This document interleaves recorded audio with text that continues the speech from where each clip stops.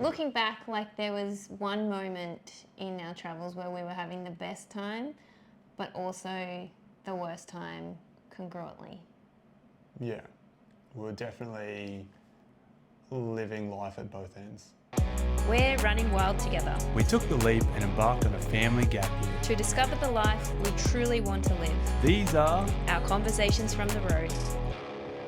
We're all so excited to go to Austria and learn how to ski and spend time in the snow Yeah. and Yeah. just live that alpine life. Yeah, the kids hadn't seen snow before. You kind of hadn't seen proper snow. Yeah. So it was definitely one of the highlights that we were all looking forward to at the beginning of the trip. Yeah. And it like lived up to that expectation. Yeah. So we had ski passes that allowed us to go to the slopes for the entire season as many times as we wanted to go. So we were hitting the slopes hard. Yeah, nearly every day. Nearly Yeah. every day that we were in Scharnstein, which is a little village that we were in, and the slope just near there, which is very local, we were attacking that thing almost daily, and it was so much fun. Yeah. No one knew how to ski or snowboard. So Levi and Emmett chose to snowboard, Maddie and I chose to ski. And so we were complete beginners. And I think we were all kind of surprised, but also sort of nervous about how easy and hard it was all at once. Yeah, like I thought I had pretty good balance and I could work it out pretty quickly. That wasn't the case. It's so different to what I was expecting, and there's so much commitment involved in Yeah. being able to do it well. Yeah, faith in yourself that you're not going to like die. Yeah, and just our coaches, who were the family that we were with in Austria, two they families. had almost too much faith in us, and were taking us to sections of the mountain that they thought we were ready for, but internally we were screaming and Another day on the slopes, and this time we went up to the top of the mountain, and it was a bit terrifying. We did 2 runs down, and then we decided to come back down to the beginner area. We all feel a bit more comfortable down here, but I think in another day or 2 we'll go back up the top and try that again. And we actually all got pretty good by the end. I was like super impressed with the kids, and like you did a black run. Is that like the most? Yeah, and Emmett. Yeah. Levi and Emmett did a black run. Emmett would have been doing them all day if we were confident enough to go with him. But regardless, we were trying new things. We were doing different things. We were just living in that environment too. So like waking up one morning, opening the window and just seeing like snow falling from the sky. We were like, oh, we just quick kids, get up, chucked on our snow gear, went outside, and we like spent hours out there just playing in the snow. We woke up this morning and look at all the snow. Believe it or not, yesterday this was all completely green, no snow at all. Yeah, all the snow had melted from when we first got here. There was just snow on the top of the ski slopes, but now there's snow everywhere. It's so cool. Snowball fight! That was really fun. But I guess, where you go. the reality of living in such a space where you're learning something that is quite dangerous, and then trying to teach your kids and help them at the same time has such an effect on your nervous system. And because we wanted to take advantage of the time that we had there, and we wanted to go as much as possible, so we thought we were getting value for money. Well, also we just like didn't want to miss out one day. Like that just seemed like such a waste. Yeah, and we were loving it, but it was still grinding down our nervous system just daily.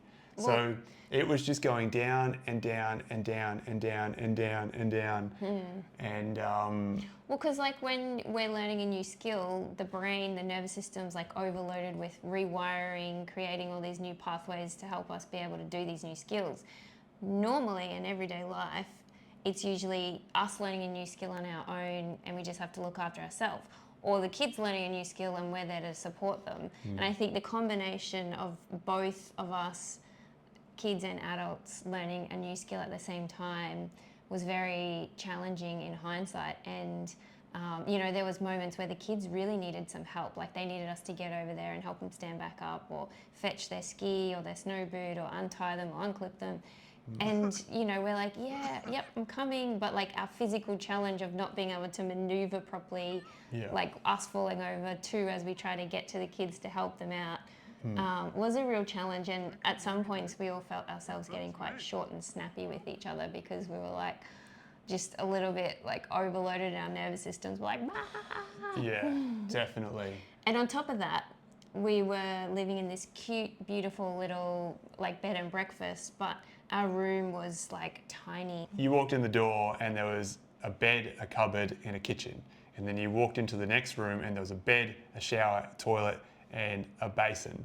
So that was the 2 rooms. So everything was in these 2 rooms. Yeah. And you know, we were like, yeah, it's going to be fine. But after so much intensity on the mountain, that drain of the nervous system and just that all day, almost like you're in fight or flight mode. Yeah.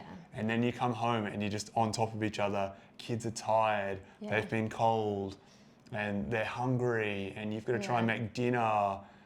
Or they've got to sit down and do homework or schoolwork before you go. Like everything's just happening in the one space, and it was so... That was very challenging. So tough. It was so tough. And also you were working quite a bit then too. So our tiny little dining room table, which was so small, which we needed to use to like prep food, dinner, lunches. It was my work desk. It was the kids' like school desk. It was where we made meals. Yeah. It was the everything table. Yeah. And when everyone was trying to be there at the same time,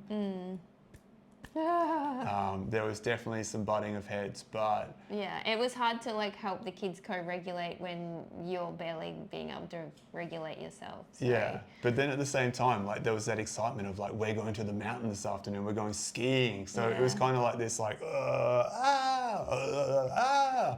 just constantly. It was crazy. It was a real journey. But we look back and we're like, always think of that as one of our most favourite experiences. And we all say we'd go back in a heartbeat, but we'd just book a bigger room. Yeah, I mean, the kids were, you know, figuring out how they could live their adult lives in Austria, in an RV, living the snowboard ski lifestyle, and just being together, hanging out, travelling. That's so cute. Yeah.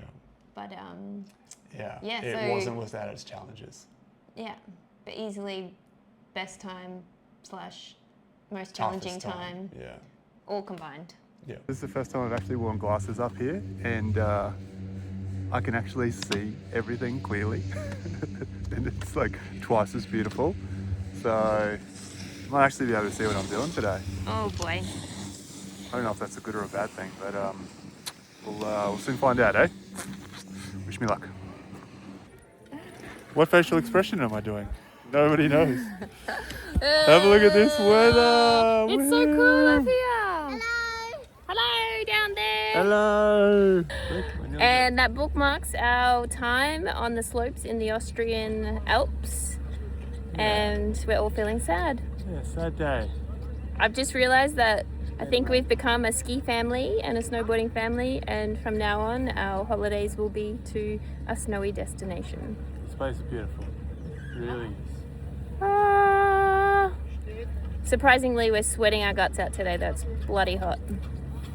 Bye! Thanks for joining the conversation. If you enjoyed it, like and subscribe and let us know what question we should tackle next. We'll see you in the next one.